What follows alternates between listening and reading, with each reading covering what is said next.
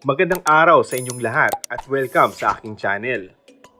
May ilang netizens ang hindi pa rin tanggap na wala na si Mokang at tapos na sila ni Tanggol. Pero tapos na nga ang huling kabanata ni Mokang sa buhay ni Tanggol. Inokray naman ng mga netizens ang huling eksena ng karakter ni Lovie Po sa FPJ's Batang Quiapo. Nagtrending sa X ang huling episode ng Batang Quiapo na kung saan nagpaalam na nga ang karakter na si Mokang. Makikita sa viral video ng naturang eksena na abala sa pagbaril sa mga kalaban ang karakter ni Coco Martin na si Tanggol. Hindi na malaya ni Tanggol na nasa gilid na ng trailer ang karakter ni Irma Idlawan na si Olga at tinututukan siya ng baril.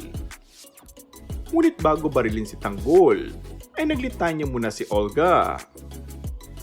Bigla naman dumating si Mokang at nakita si Olga. Dali-daling tinawag ni Mokang si Tanggol.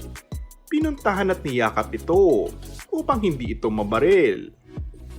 Dahil dito, si Mokang ang nabaril sa ulo. Hindi nagustuhan ng ilang netizens ang pagkakagawa ng naturang eksena. Pinuna nila ang mahabang litanya ni Olga bago barilin si Tanggol. Gayon din ang pagkakita ni Mokang kay Olga, samantalang natatakpan umano ito ng trailer.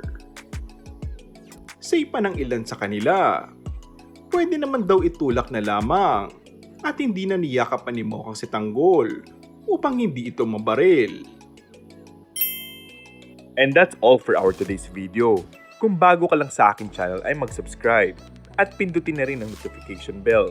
Maraming salamat!